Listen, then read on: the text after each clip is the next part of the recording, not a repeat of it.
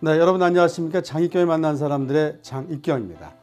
자, 오늘은요, 아주 오랜 시간 동안 한국의 암 치료기의 마지막 단계라고 할 수 있죠. 이 중입자라는 암 치료기 의료기기를 한국에 도입하기 위해서 많이 애를 썼던 한국의 JCBC 대표 이영은 대표를 만나보는 시간을 준비해 봤습니다. 네, 모셨습니다.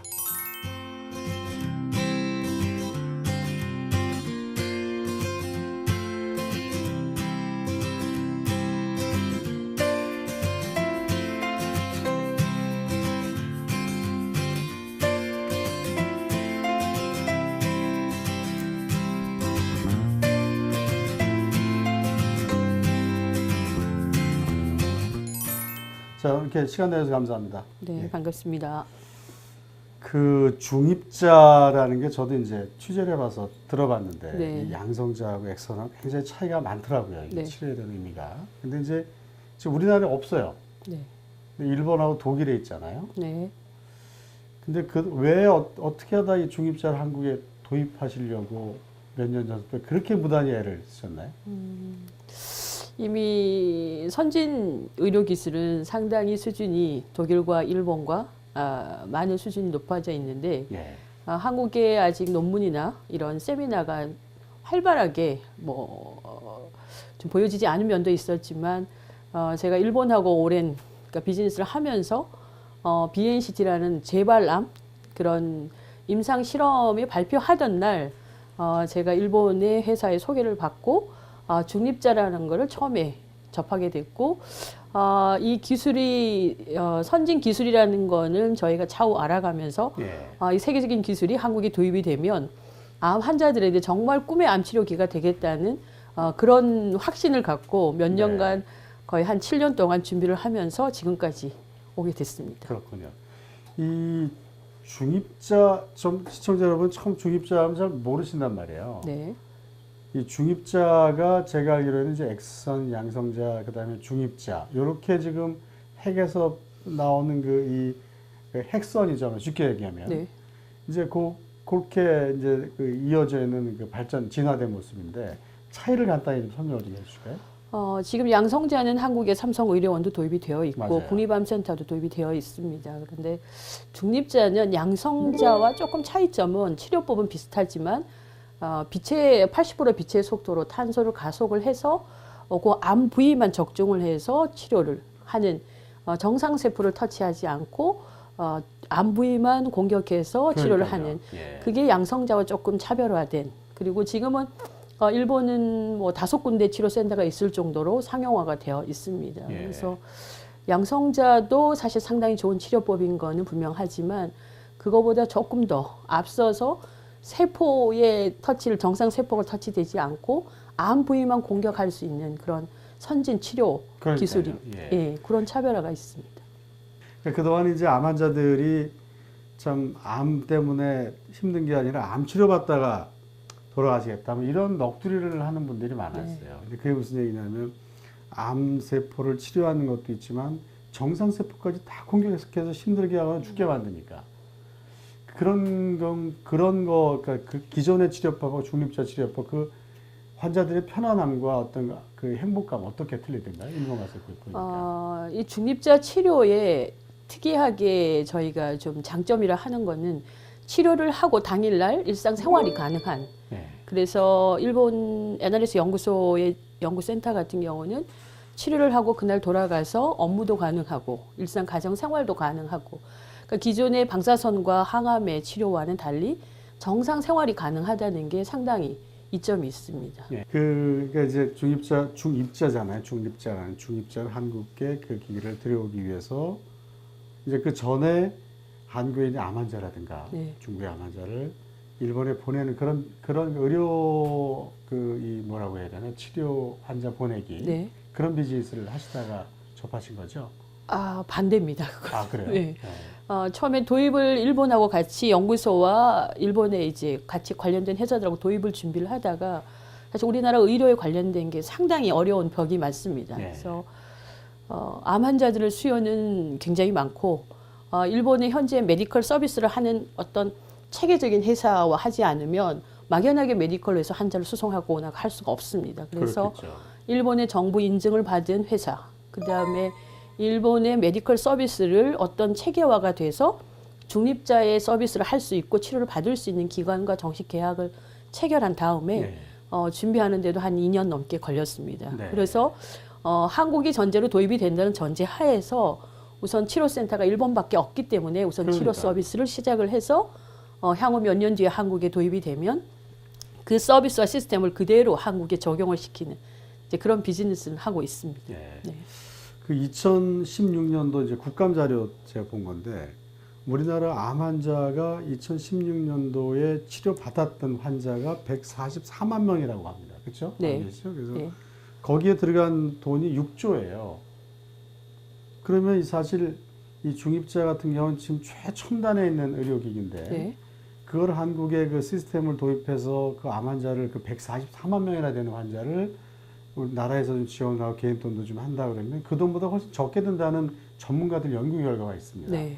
그 대목 어떻게 생각하십니까? 그건 일본의 기준을 하면 일본 기준의 일본 현지 자국민들의 지금 치료비가 기본에 작년에 조금 인상이 돼서 한 400만 원 이상. 그러니까 우리나라 돈은 한 4천만 원. 4천만 원. 개인 부담금이. 그렇죠. 예. 그 부분에 치료비가 4천만 원 정도가 소요가 되기 때문에 지금 현재 저희 나라 기준에서 방사선이나 항암을 치료를 하면 저희가 병원비의 기준을 하면 훨씬 더 효율적인 치료비를 지불을 하고 있습니다. 그 통계상 암 환자들이 그 사망 전까지 쓰는 돈이 최소 3천에서 8천 이렇게 얘기가 네. 있거든요. 네.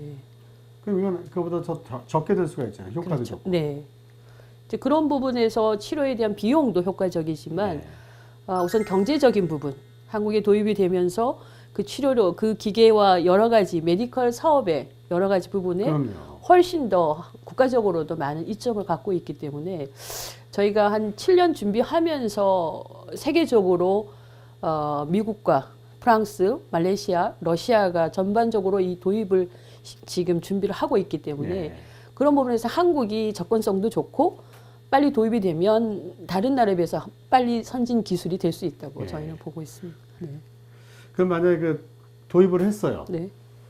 그러면 한 달에 가장 최대한 환자를 볼 수 있는 숫자는 몇 명 정도 될까요? 지금 한 치료기에 치료 가속기가 기계가 설치되는 치료기에 치료방이 4개가 설치가 됩니다. 네. 그러면 가속을 해서 가속기를 가동을 하고 치료하는 시간은 굉장히 짧습니다. 그렇죠. 그런 부분에 저희가 일본 연구소 기준으로 하면 거기는 굉장히 보수적인 치료 시간을 숫자. 잡고 있기 때문에 오전 9시에서 6시까지밖에 치료를 하지 않습니다. 그러면 보통 하루에 10명에서 15명 아. 예, 그런 부분에서 좀 그럼 한 달에 그 30일을 풀로 돌린다. 토요일 일요일까지 한다. 그럼 숫자가 어떻게 되나요? 한 300, 400명?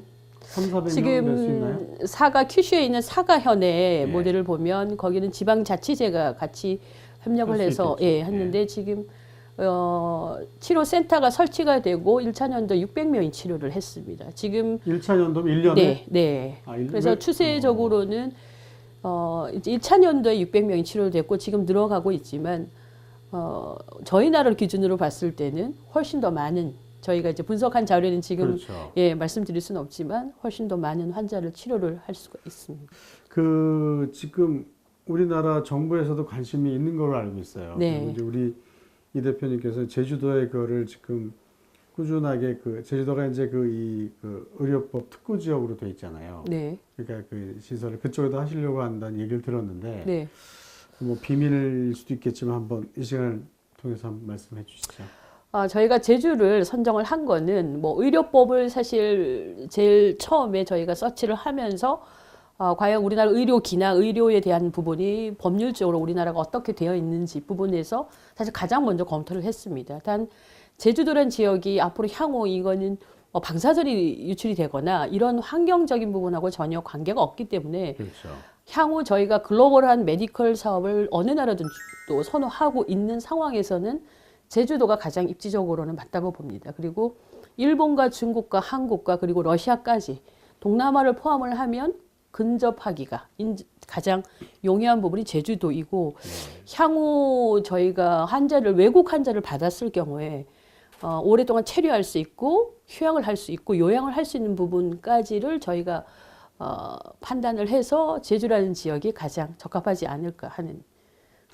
자, 그 TV를 보시고 계신 이제 우리 시청자 여러분들이나 환자 가족분 또는 이제 환자분들도 보실 수가 있어요. 네, 근데 그러면 이분들이 다 박사세요. 네, 뭐 서치를 안 해본 게 없으실 거예요. 그렇죠. 그러면 이 중입자는 과연 그 어느 암에, 그러니까 이 뭐 두경암이라든가 폐암이라든가 췌장암이라든가 여러 가지 네. 그 암들이 종류가 많잖아요. 소세포암, 대세포암도 있고. 그럼 어느 정도 어떤 암의 효과가 있고 어느 정도의 효과를 볼 수 있느냐, 이것이 가장 궁금하실 겁니다.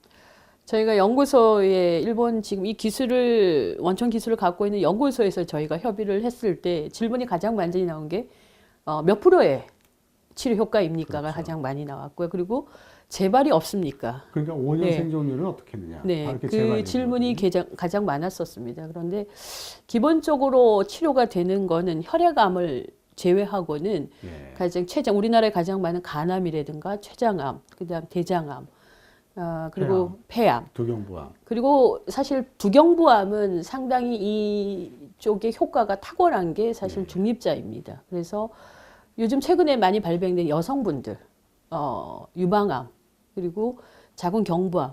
자궁경부암에도 상당히 중립자에서는 치료 효과가 그래요? 탁월하고요. 예. 최근에 유방암은 사실 최근에 치료를 하기 시작을 했습니다. 예. 그래서 임상이 지금 일본에서 임상을 마치고 유방암은 이제 치료를 시작을 했기 때문에 혈액암을 제외한 다른 암들은 거의 치료가 되는 걸로 알고 근데 있습니다. 사실 혈액암은 다른 방법들은 좀 많이 잡히고 있잖아요. 네. 그렇죠? 그러니까 뭐그 골수를 뽑아서 좀 치료한다거나 여러 가지 그 혈액암 정말 적극적 치료만 하면 완치까지 갈 수 있는 단계까지는 와 있어요. 네. 그러니까 혈액암을 제외한 폐암이라든가 췌장암은 사실 굉장히 그 의료진들이 그 예후가 안 좋게 안 좋은 그 이 질병을 보고 있거든요. 네. 근데 그런 것이 된다 그러면 그것도 맞춤형으로 할 수 있지 않겠냐 이런 생각이 드는데요. 그래서 그 시기나 환자의 어떤 지금 현재 치료가 가능성에 대한 유무의 네. 부분이 췌장암 같은 경우는 사실 암이 발견되면 이미 많이 번지거나 이런 부분들이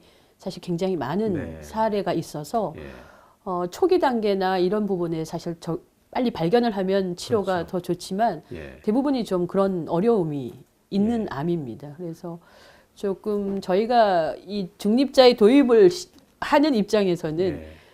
방사선이나 항암을 하는 환자들이 최근 굉장히 많이 상담이 오는데 안타깝습니다. 치료를 맞아요. 사실은 할 수 없는 한국에서 부분이 있기 못하니까. 때문에. 네, 네. 그래서 이제 이런 방송을 오래 하다 보면 환자분들이 저한테 가끔 이메일이나 이제 얼굴 만나면 물어보는 게 계세요.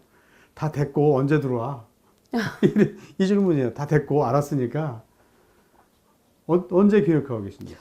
저희는 여러 가지 단계를 밟아야 되겠지만. 예, 단계는 기본적인 거 일본 연구소와 메이커와 그다음 저희가 준비하는 안들은 이제 준비가 몇 년 동안 오랫동안 준비를 했기 때문에 기본적인 거는 준비를 했고요. 네. 그다음 저희가 2018년도부터 지금 서울대도 도입을 준비하고 있고 프랑스도 준비를 하고 있어서 저희 입장에서 오랜 기간 준비한 입장에서는 2018년 1월부터 저희는 이제 도입을 공식적으로 시작을 하려고 합니다. 그럼 이제 얼마 안 남았네요. 네.